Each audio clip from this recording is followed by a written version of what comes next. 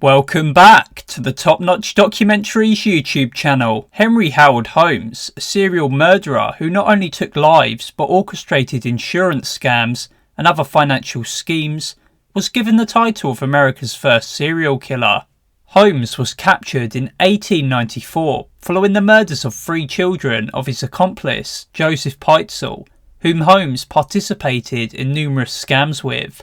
Peitzel was ultimately backstabbed by Holmes, who double-crossed him and ended up taking custody of his 3 children. Upon Holmes's apprehension, he claimed that he'd killed 200 people but confessed to 27 Chicago murders, and it turned out that the local media had paid him for this confession. Holmes was a con man, a guy who clearly couldn't be trusted, yet the media ran with it.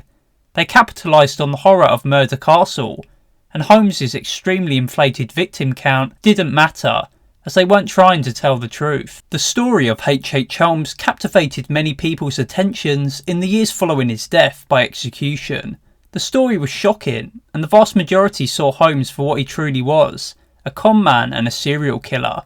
However, the story became a source of inspiration for 2 serial killers, these being Israel Keyes and Dennis Rader, more commonly known for his infamous nickname, B.T.K. This is the video on the influence that Holmes had on these 2 serial killers. I hope you enjoy. The questions that you're probably asking is just why did 2 serial killers from different times in history idolise Henry Howard Holmes? What made him so special from their perspectives? The answer has probably got something to do with his Murder Castle. Both Israel Keyes and Dennis Rader, and honestly all serial killers in existence, have a sadistic side. The theme of torture and causing pain to other people was enjoyable for both Israel Keyes and Dennis Rader.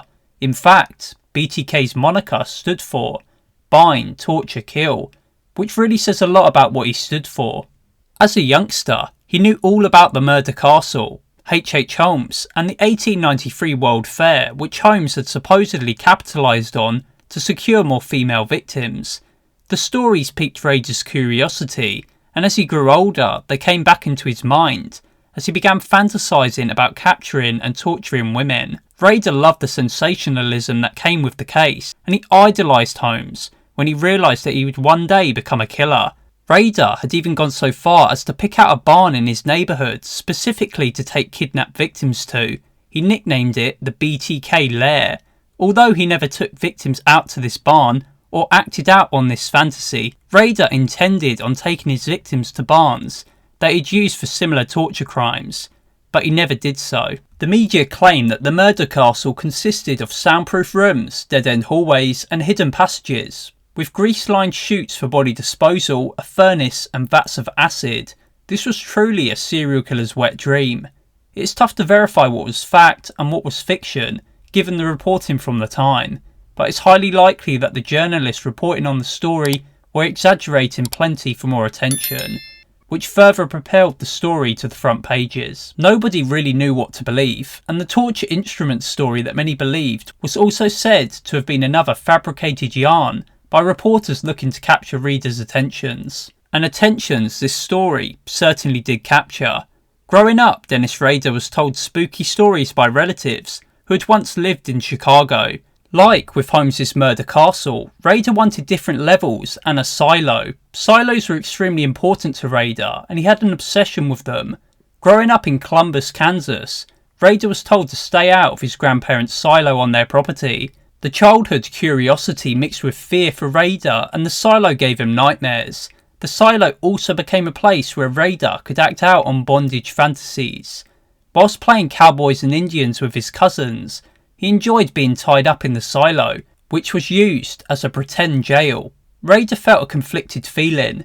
Not only was he terrified because he was inside the silo, but also he was feeling intense happiness and excitement. It's strange, but Holmes had a similar, albeit much more disturbing event happen to him, whereby he was dragged in front of a real-life skeleton in his small community's doctor's office. Holmes was only 5 years old at the time, and this experience changed him. He'd been terrified of the doctor's office for as long as he could remember, but upon being face to face with the skeleton, something in him changed. Holmes became curious and excited when it came to human anatomy, and the fear subsided. He then began dissecting and experimenting on animals at around age 11, and then he eventually worked his way up to human beings. Rader did a similar thing. Targeting defenceless stray cats at his grandparents' farmhouse, he enjoyed drowning them and hanging them up by wooden beams in the barn. Rader saw the cats as being feminine in representation and believed that they were evil. Oh boy, he should have looked in the mirror. Rader felt as though the cats had a hidden, mystical power and said that they needed to be put down. He relished the suffering that he inflicted and got a kick out of their struggles to break free and escape. He was young when he was doing this as well, but managed to hide this sadistic behaviour from those around him, much like Holmes and Israel did. Now, when it comes to Israel Keyes and his idolation for Holmes, there's actually recordings of him admitting to knowing all about the stories. Israel told his story of animal cruelty, but I won't be including that here. Israel spoke on his retirement plan, wanting a dungeon, and both Rader and him had the same idea in mind, and both probably pinched this idea from Holmes. Serial killers aren't all that original when it comes to ideas after all. For all of Holmes's crimes, there was never anything to suggest that he was a sexually motivated serial killer.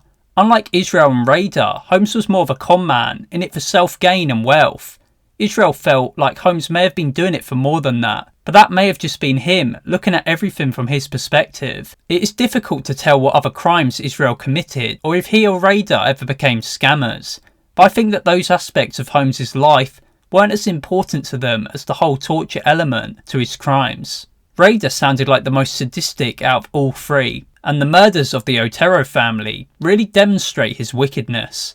I won't get into the full story as it has been well documented on YouTube, but I'll share some additional details which truly show how sadistic Rader was.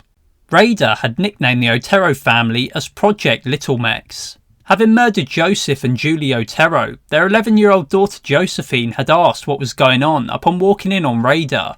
He responded by saying, "I put your parents to sleep and you're next." Rader later told Josephine that she'd go to sleep and be in heaven with her folks and younger brother, 9-year-old Joseph Jr. The murders of the family of four were gruesome, and Rader later admitted to something just as messed up. He imagined the possibility of the four deceased Otero family members serving him in the afterlife. Even in death, he brutalised their memory. Joseph would be his bodyguard, Julie would bathe and cater to him, and Josephine and Joseph Jr. would be sex toys for him, with Rader going as far as to say that he'd teach Josephine about S&M activities. Now, the media and society in general love stories of serial killers and destruction in general. Like Holmes, Israel and Dennis really tried to become bigger than what they were, especially when it came to news stories about their crimes. They longed for attention and craved it to celebrate what they saw as their achievements. They desperately wanted the limelight and wanted sensational news stories to be written about them. Rader especially loved to present a mysterious force that controlled him, something that caused his killing spree. Factor X. In reality, there was likely no mysterious force. He just wanted to be set apart from other killers and dodge responsibility for his crimes. Like their long deceased idol Holmes, they both wanted to appear unique. They weren't charismatic like Holmes, and used withholding information and mystery as a means to set themselves apart. This in turn built up public speculation, and much like the Holmes case, this enabled them to essentially eternalise their crimes, living forever, and making it so there was never a concrete victim count. This is just another example of the sadistic nature of the three. This has been the video on the influence that H.H. Holmes had on Israel Keyes and B.T.K. As always, thank you for watching.